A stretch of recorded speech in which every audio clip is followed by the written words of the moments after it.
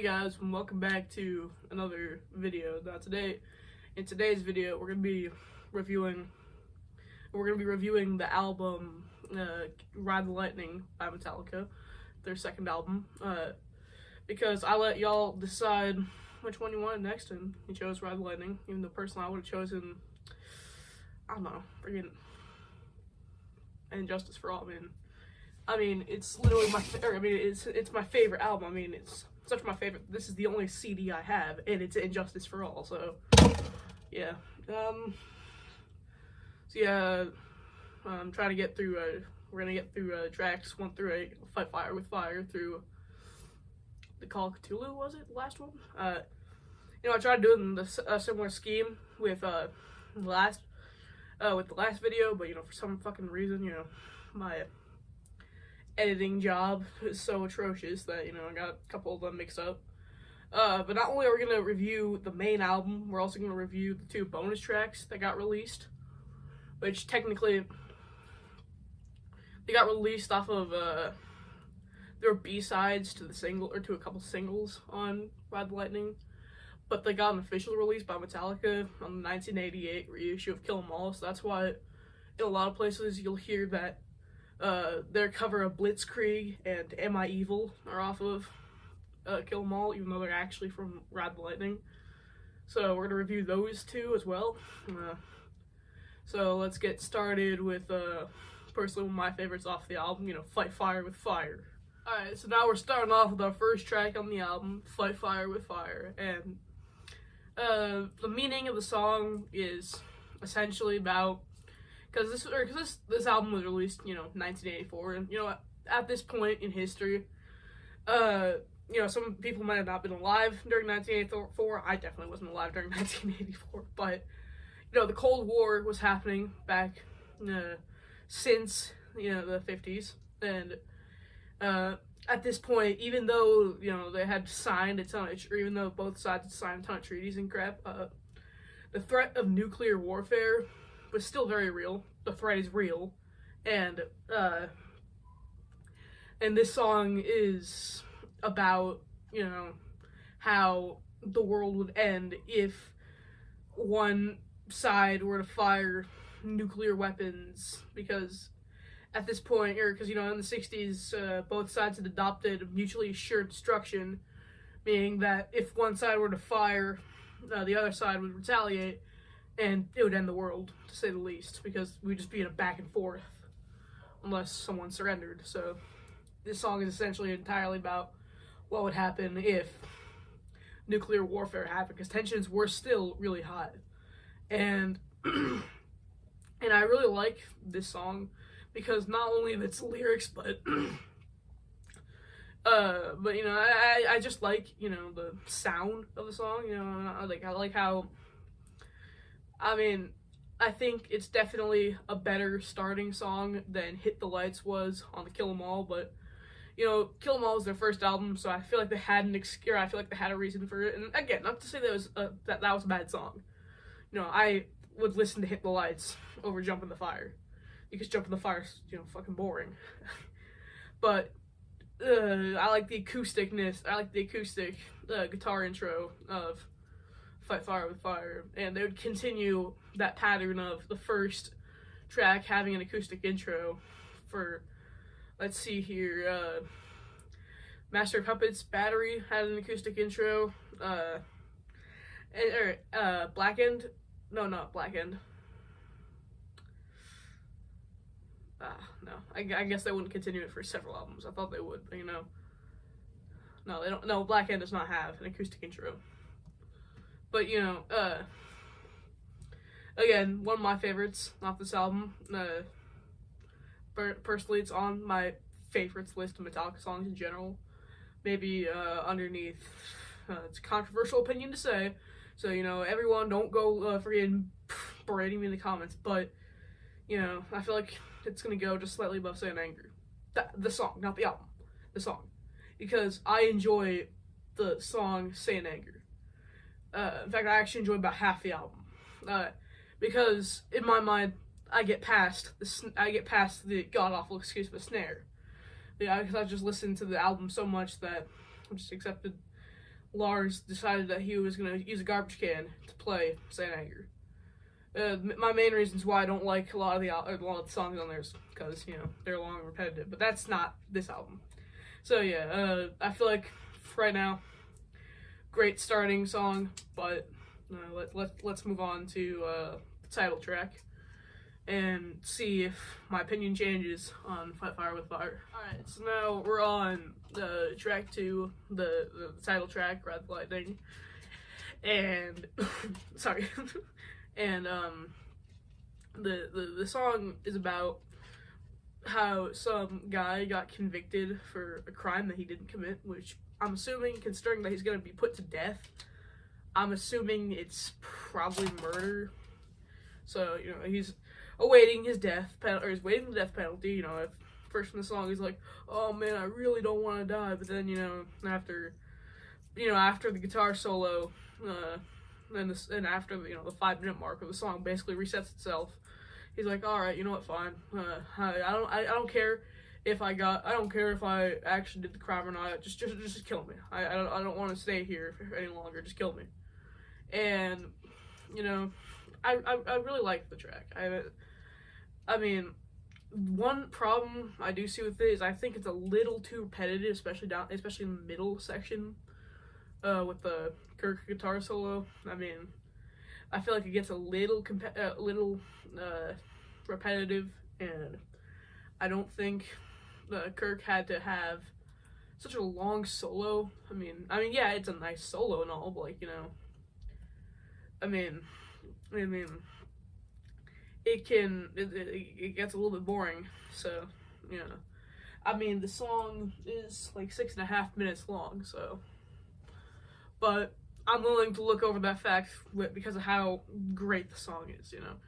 Now, a repetitive track usually would make me steer away from it, but in this case, Ride the Lightning is a good track. I like James's vocal delivery on it. I think freaking Dave Mustaine was actually the one that wrote part of the song. I think he did like the solo arrangement, that kind of stuff, and if he did, that might explain why it feels repetitive, because he likes repetitive songs. Which, I personally do not like repetitive songs. I think they're fine, but if it gets too repetitive, then I don't like it. So yeah, Ride the Lightning, pretty good track. Only complaint, it's too repetitive, but I do like the story of Ride the Lightning about how some dude is gonna get put to death soon for a crime that he did not commit, again, which I assume is murder. So I don't know if it's still better than a Fight Fire with Fire, especially because Fight Fire with Fire's intro that feels better. I like acoustic intros, and then gets into the thrashness of it. But this sounds more like hard rock, or heavy metal, not hard rock. That's like Load and Reload. Yeah, it sounds like heavy metal more than thrash metal, and I'm fine with that. And I just really wish. Yeah, I really wish the song was just a little bit shorter. There might be a radio edit somewhere. Actually, no, I don't think there is. I don't think this song was a solo, but I'm sure someone's cut it up for like a radio edit. So, we're gonna move on to For Whom the Bell Tolls. It's gonna be hopefully a good one. So, let's just listen to it. So now we're on track 3, For Whom the Bell Tolls, and first off, I'm gonna say this: For Whom the Bell Tolls. If there was a song named Death, this is it. Let's not put the horse before the carriage. The song's about how it's a song about like a war in the middle of the Spanish Civil War, because that was happening, in the 40s, where communist Spaniards wanted to, Spaniards wanted to be communist, but Spain was controlled by fascists, and so they had a huge civil war, and surprise, surprise, the fascists won. So that's the meaning behind the song, as far as I can tell. Now we can pick apart what makes the song actually good. Not that the lyrics are bad. I love the lyrics, actually. First off, that intro is fucking sick. You know, you got a bell tolling, or you got a bell, ringing, and then you have Cliff Burton with his genius intro. I mean, because if you couldn't tell, because I don't know if you guys know this, or some of you might know this, but the intro is not recorded on an acoustic or on an electric. It's recorded on a bass guitar, Cliff Burton's bass guitar, with a ton of distortion on it, which makes it sound sick. And intro, I think it's personally better than Fight Fire with Fire, and that's a really good intro. Like, it takes a lot to top that. And James's delivery on the song, it's immaculate too. Vegas fight on the hill in the early days. That kind of crap. That's amazing. It's like, yeah, I know I'm the greatest singer ever. I'm just kidding, but there's a reason why I'm not in choir. His delivery, especially for this kind of song, where it sounds like death, it's great. And it's taken the spot of Fight Fire with Fire, and again, that it takes a lot to top that. It's a great song, and I wish Metallica did this more often. I mean, I wish they did this with like 72 seasons where they revisit the situation or whatever, but missed opportunity. So yeah, I don't know what else to say other than it's a fucking great song, and it honestly should be played a lot more often, because another song off this album, Creeping Death, it's a good song and all. I'll get into why I feel the way I do about it, but in a nutshell, I don't think it should be played as often as it is. I think it's like the most played song, or was that Master of Puppets? I don't remember. It's one of the most played songs, I know that. And I feel like that spot should be taken by For Whom the Bell Tolls. I mean, I understand they don't have a bell on standby like AC/DC does when they play Hell's Bells, which, they should rent a bell to have on standby at every concert, because, I want to hear them toll the bell. I mean, AC/DC is able to do it. Why can't Metallica do it? So, it's a great track. We're gonna move on to Fade to Black, which, again, another one of my favorites, but is it better than For Whom the Bell Tolls? We might figure it out. So let's listen to it. Alright, so now it's time for track number 4, Fade to Black, and I mean, you don't need to look very deep into the song to know it's about suicide and committing suicide, because it sounds like the speaker in life, or it sounds like the speaker in the song that has just lost the will to live because of whatever reason. And Jesus Christ, why the hell am I tearing up? Honestly, it kind of seems a little personal to me. I mean, this might be a little too much information, but around this time last year, I lost my grandma, and I was feeling extremely sad when I heard the news. Maybe not around this time, it was like February last year, but still, I heard the news. It made me really, really sad, and I mean, I didn't, freaking try to commit suicide, but I thought about it. Like, I thought about what would happen if I did that. Like, what would happen if I died? And there's a reason why this song resonates with me a lot, because losing someone or something it's always a huge. It's like the fuse to hurting yourself. And I mean, and all of the meaning aside, all the lyrics aside, it's a great song. I love the intro to it. It's got an acoustic riff, which I'm trying to figure out how to play, because I don't know if you all know this, but I got a guitar right here. I got it for Christmas. I can't play very much on it yet. Wrong side. I play left-handed. I got a guitar for Christmas, and I'm trying to. And Fade to Black is the first riff I'm trying to learn because I love it so much. But, guitar aside, guitar aside, it's a great song. I love the acoustic intro to it, the meaning behind the lyrics, I don't know if, y'all have the same kind of experience with lyrics I do, feeling how life's hopeless and that kind of crap, and you just want to kill yourself. But one thing that we can all agree on is that this is a great song off of Ride the Lightning. And I'm gonna say this again, it needs to be played more. However, maybe not as much more as For Whom the Bell Tolls, because Fade to Black does get played a lot. It was literally the song that caused James Hetfield to catch on fire and, melt his skin away and crap, So I don't know if y'all know this, but, back in 1992, he accidentally stepped into a freaking 10-foot flame and burned himself because of this song. So, extra charm for him, I guess. It's a great song. It's like my second favorite off the song.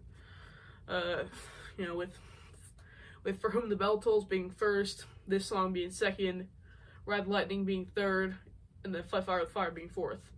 And fourth place does not mean it's a bad song. It means it's a great song, but, I gotta place a song in fourth place. So, again, great song, great meaning, resonation, all that crap. Let's move on to being trapped under ice, so to speak. Alright, so we're already on our fifth track of Ride the Lightning, halfway through. Trapped Under Ice. I'm pretty sure you can guess what the song is about based off the title. However, if you're fucking a lobotomite, retarded, and you can't figure out how to read, Trapped Under Ice is about a guy that's trapped under ice and can't escape. So, don't think I need any more explanation on that. I like the song. I like the intro. It's a mid-intro, I guess. For this album, it's a mid-intro, but, I'm sure compared to, this is the intro that, Megadeth's Risk wants to have on their albums, but, at this point, they were recording, what was their fifth track? I want to say it was like Chosen Ones, and that wasn't a very good song, so, that's what they aspire to be. Dave Mustaine should have decided to stop drinking so he could stay in the band. Making fun of Dave Mustaine aside, it's a good song, I like the meaning behind it. The chorus is probably my favorite part of the song. I love the chorus. I love how catchy it is. Screaming, can't get out, freezing, I'm freezing to death, blah, blah, blah. Again, there's a reason why I'm not in choir. I suck at singing, so, you were blessed with my amazing singing abilities. I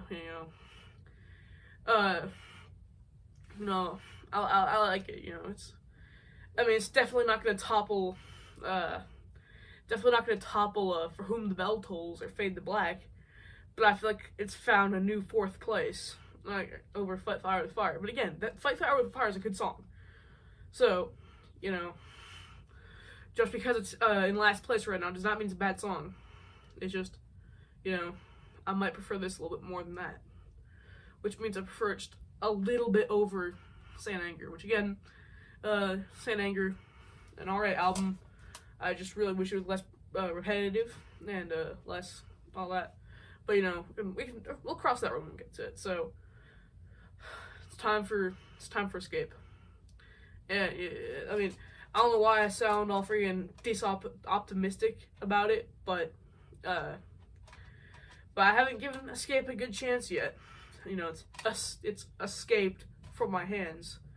I gotta fucking stop with these terrible puns.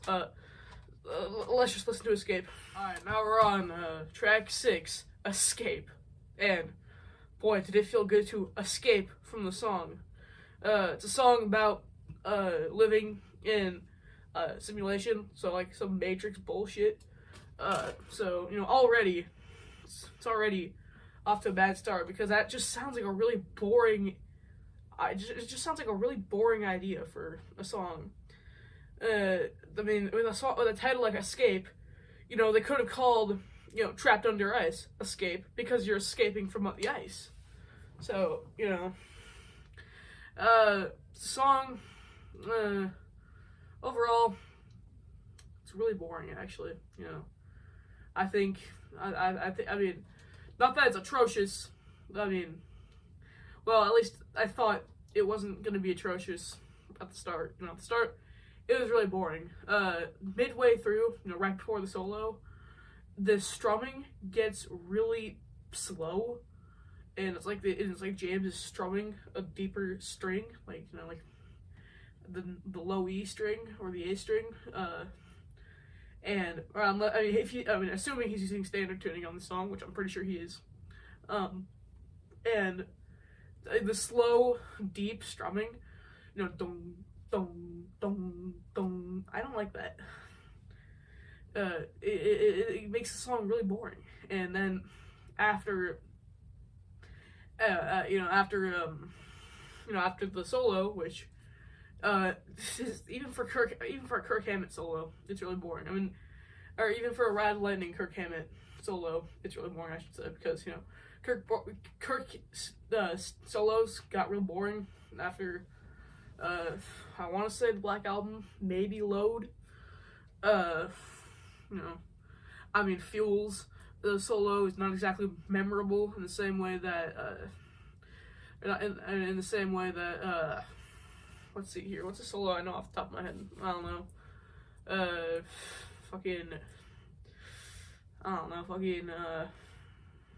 I want to say the fucking Enter Sandman. Whatever, you know, that's besides the point. You know, solo, really boring. They try to spice it up in the outro, you know, with a fucking air horn siren, you know, an air raid siren.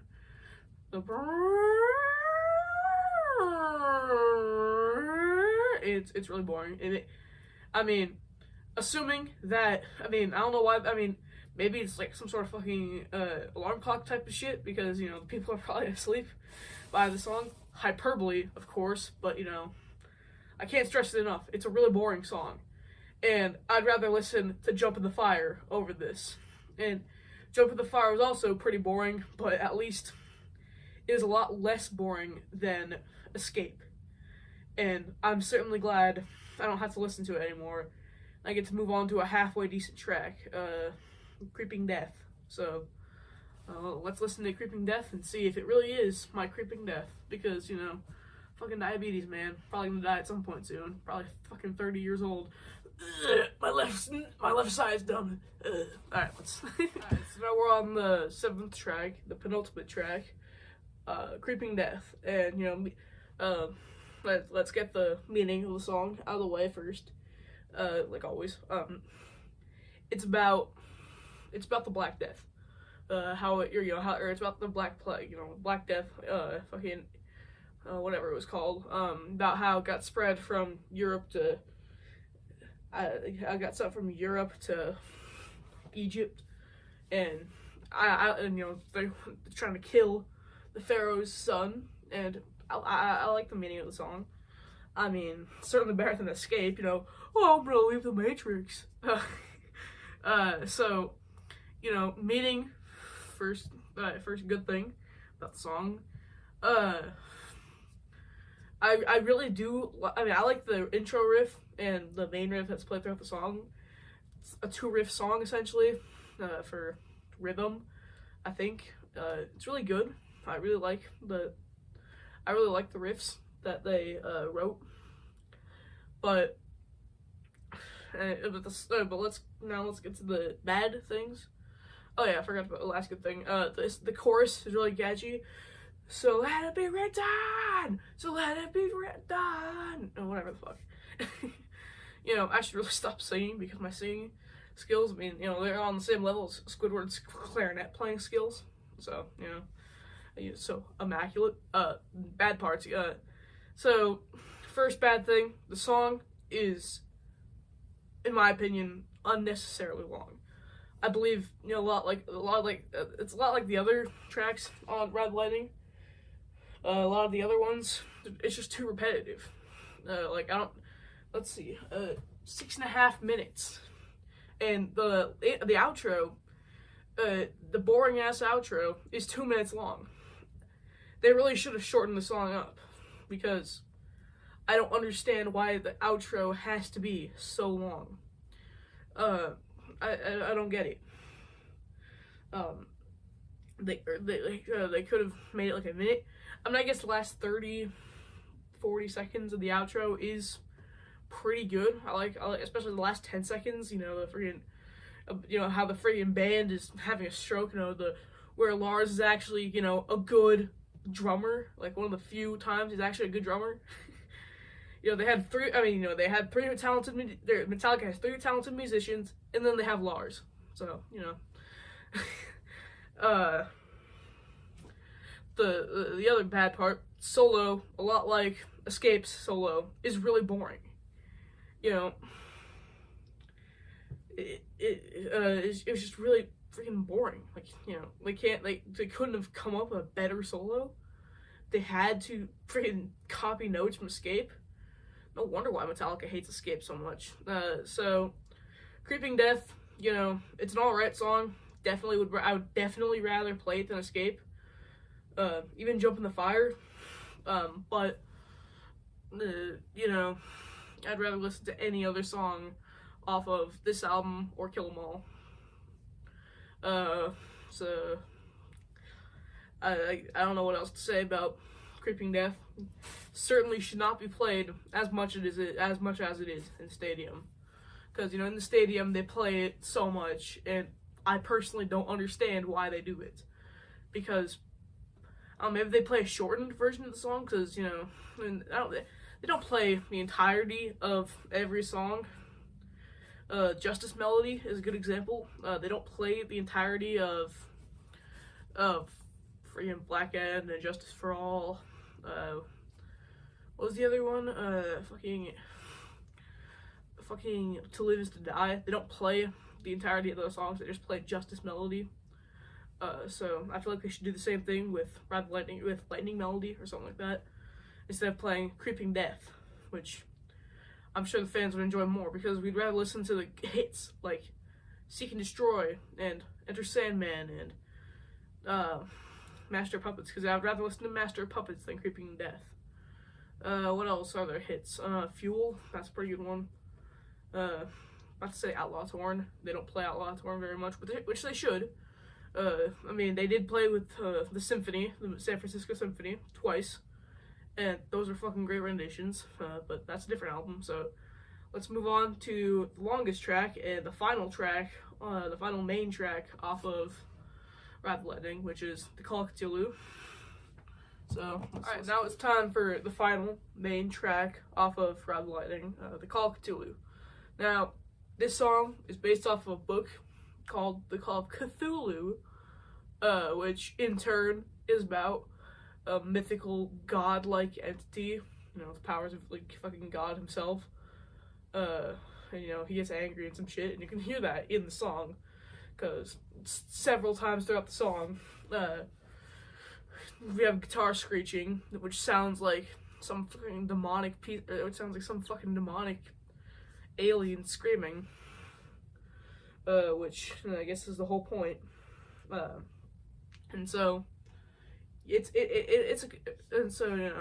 terms of music, it's a great song. They pull a fucking To Live Is To Die, where in the beginning you have a really calm part of the song, and then in the middle you have the really complex part of the song, where the solo happens, and then at the end it turns back into a peaceful song. But, in this case, it's a little short-lived, because at the very end, like the last 10 seconds of the song, again, we have the fucking band having a stroke again, playing all their instruments at once. And, again, I feel like this is a good example when Lars can be a good musician, because in, like, the last 20 seconds, we have a huge, loud kick drum playing, like, as in, bong, bong, bong, bong. And it sounds pretty good, especially considering the circumstances of the song. Lars can be a good musician, and, back then he was a really good musician, but then over time, he's become kind of a shit musician. So, you know, not much to say. Can't say anything about the lyrics because there are none. Good example of when Dave Mustaine can write a repetitive song, you know, because, when he could write a long song, I should say, because this song isn't repetitive. I mean, it kind of is, but, you know, it's a good kind of repetitive. It's not the same kind of repetitive as you'd find off of, again,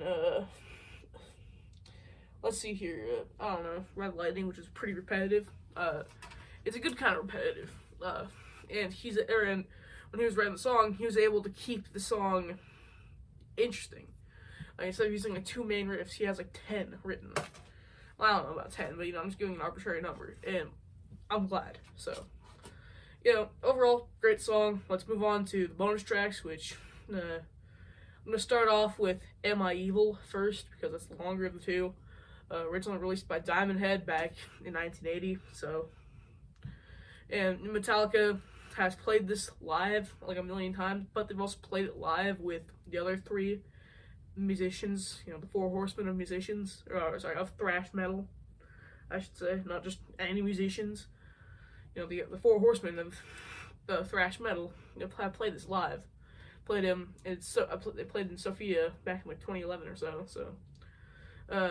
you know, let's listen to Am I Evil. We're gonna listen to the Metallica cover, obviously, because this is about Ride the Lightning, not Diamond Head, you know, whatever their album was called, you know, when they released it. I've listened to the original version, and personally, don't like it that much. However, they did re-release it. I want to say in like 2020, and I like that one. In fact, they fucking covered No Remorse, which, you know, it's a huge honor when you have a band that inspired you, have them cover one of your songs, you know. Same thing with Motorhead. They covered Enter Sandman, which is a good cover. So, you know, let's move on to Am I Evil? You know, before I get fucking sidetracked. Alright, so now we're on our 9th track. We're on Am I Evil? You know, the cover of the Diamond Head song, and it's about how a boy or a man, I don't know, some guy watched his mom get burned because she was accused of being a witch. So, you know, we already have some Salem witch trial vibes. And he wants revenge, and so he kills 27 people, claiming that everyone was nice, but, you know, gotta fucking kill him for revenge.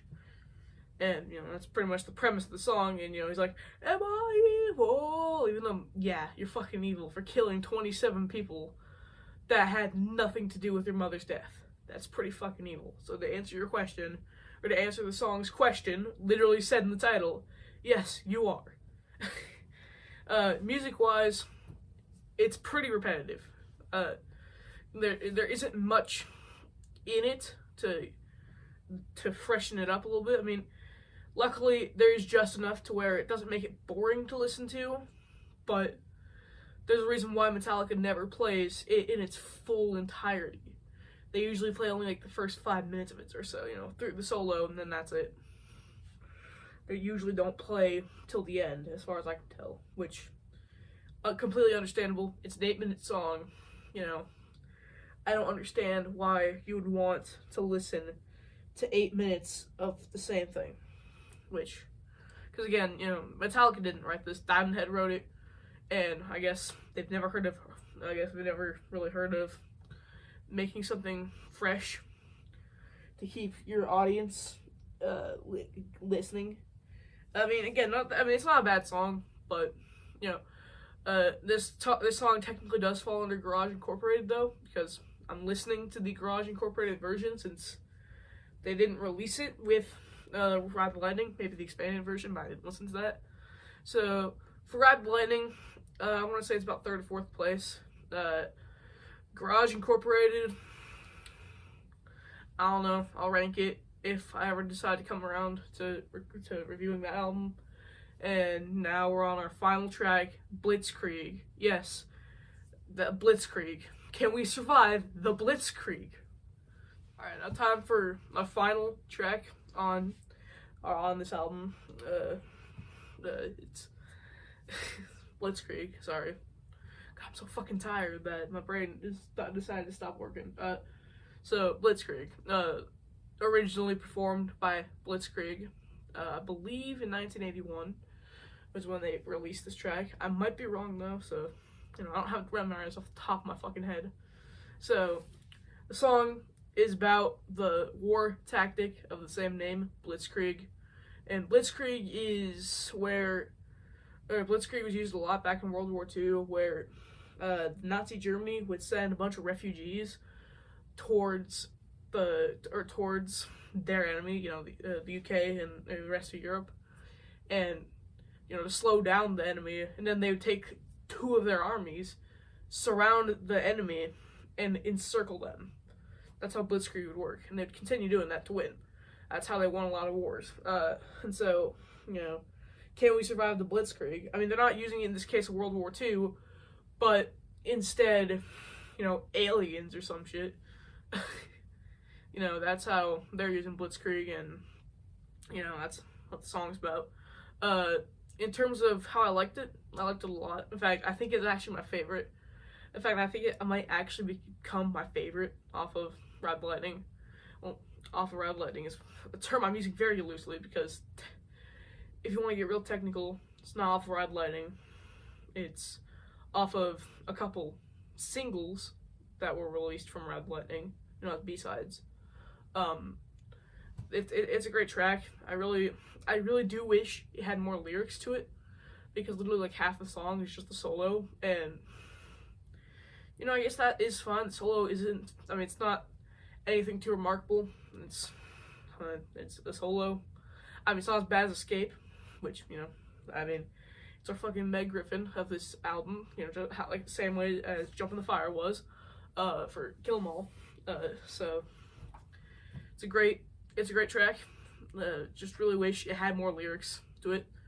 And to wrap it up, you know, it really does have that garage feel, because James fucking burps in the last 10 seconds while the rest of the band laughs at him. He's like, I fucked up in one place, because, you know, I guess he wasn't great at guitar at this point. And I don't know, maybe it was a really hard song to play. I don't know. I don't even know how to play guitar very well yet. So, you know, I guess that wraps up this review of Ride the Lightning. Overall, it's certainly better than Kill 'Em All, because Kill 'Em All, I mean, Kill 'Em All is a great album. Not gonna say it was terrible, but, you know, this one feels a lot more refined. So that's it for today's video, today's review. Long overdue. So sorry it took fucking 3 months to get out. I've just been looking for motivation to do it, especially with a lot of family stuff going on right now. But, you know, I was able to get it out. So if any of y'all have any suggestions I should do next, you know, leave them down in the comments. You know, like, subscribe, you know, whatever fucking clickbait YouTubers want to say. You know, I'm not gonna beg you to like and subscribe.